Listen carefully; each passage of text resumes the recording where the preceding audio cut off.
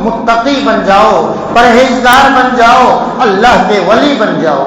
وہ اللہ رب العالمین اس مہینے کی 29 یا 30 راتوں کے ذریعے سے، دن کے روزوں کے ذریعے سے، تلاوت قرآن کے ذریعے سے ایک بڑا مقصد اللہ دینا چاہتا ہے۔ وہ مقصد ہے کہ انسان متقی بن جائے، پرہیزگار بن جائے، اس دل میں خوف الہی پیدا ہو جائے۔ علیہ الصلوۃ والسلام کے لیے سمندر میں راستے بنا دیے، اللہ متقی بندوں کے لیے ہمیشہ پریشانیوں سے نکلنے کی سبیل پیدا کر دیتا ہے۔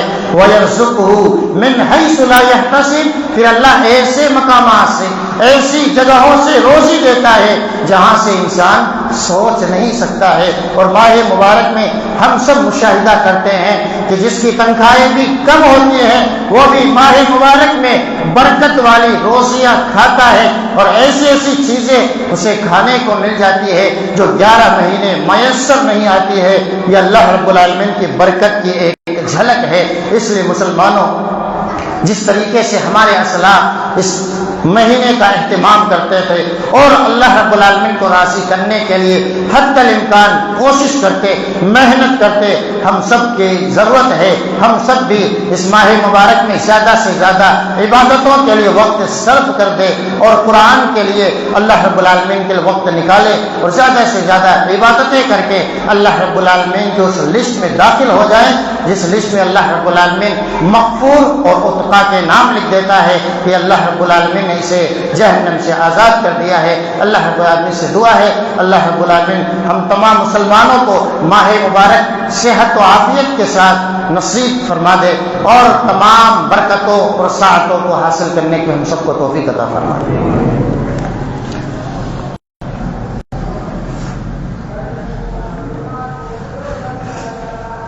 الحمد للہ رب العالمین والعاقبۃ للمتقین واشهد ان لا الہ الا اللہ واشهد ان محمدا عبده ورسوله والصلاة والسلام على عبده ورسوله محمد وعلى آله وصحبه اجمعین ومن تبعهم بإحسان الى یوم الدین۔ رسول اللہ صلی اللہ علیہ وسلم کی ایک حدیث سے میں آپ کے سامنے ماہ مبارک کی اہمیت، فضیلت اور خصوصیت کا ذکر کروں گا کہ ماہ مبارک کا مل جانا کتنے نصیب کی بات ہے۔ دو صحابی جو دونوں دوست تھے اللہ کے نبی صلی اللہ علیہ وسلم کے پاس ایک ساتھ آئے اور دونوں نے ایک ساتھ بیعت کی، یعنی مسلمان ہو گئے۔ مسلمان ہونے کے بعد ایک ساتھ ہی زیادہ فرائض کے ساتھ ساتھ نفلی عبادتیں زیادہ کیا کرتا تھا، اللہ کو راضی کرنے کے لیے محنت کرتا تھا، یہاں تک کہ ایک دن ایسا اس کی زندگی میں آیا کہ اللہ کے راستے میں لڑتے لڑتے جہاد کرتے ہوئے شہید کر دیا گیا، جبکہ دوسرا اس کا ساتھی 1 سال اور زندہ رہتا ہے اور اس کی زندگی میں ماہ مبارک بھی آتا ہے، رمضان کا مہینہ بھی آتا ہے۔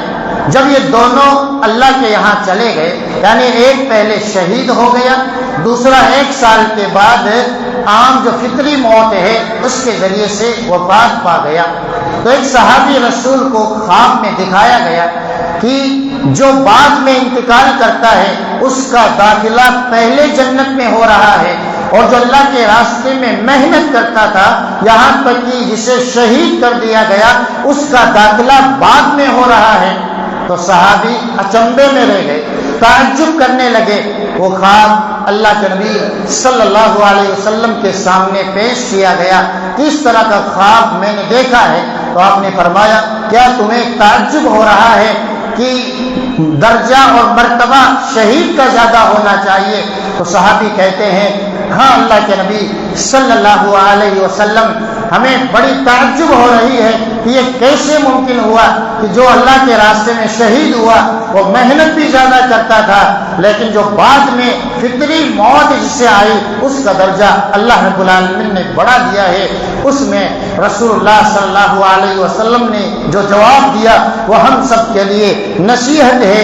آپ نے فرمایا کہ اس شخص نے ماہ رمضان کا مہینہ 1 سال زیادہ پایا، اس ماہ مبارک میں اور اس سال میں اس نے روزے بھی رکھے، ان مہینوں میں اس مبارک ساعتوں میں اللہ کے لیے فلاں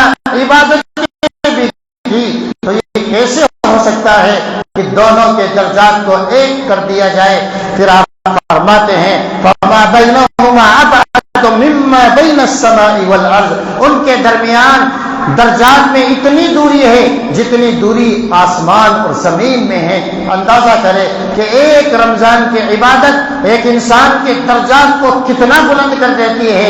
ہماری زندگی میں کتنی مرتبہ یہ ماہ مبارک آیا ہے اور یوں ہی چلا جاتا ہے، اور جانے کے بعد دوبارہ ہمارا معمول بگڑ جاتا ہے، ہم اللہ سے اپنے تعلقات کو ختم کر لیتے ہیں۔ اگر ہم سب صحیح معنوں میں تقوی کو حاصل کرنا چاہتے ہیں تو اس مہینے کے تقوی کو ہمیشہ کے لیے باقی رکھے، اور وَاعْبُدْ رَبَّكَ حَتَّى يَأْتِيَكَ الْيَقِينَ کے تحت زندگی کی آخری سانس تک اللہ کی عبادت میں جس مقصد کے لیے پیدا کیا گیا ہے اس مقصد کے لیے زندگی گزارے، تاکہ اللہ ہم سب کے درجات کو بلند کر سکے۔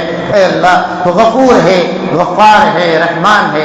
ماہ مبارک چند ہی لمحوں کے بعد ہم سب کے پاس آنے والا ہے۔ اے اللہ اس مہینے کے استقبال کے لیے ہم سب کے گناہوں کو معاف فرما دے۔ تو غفور ہے، غفار ہے۔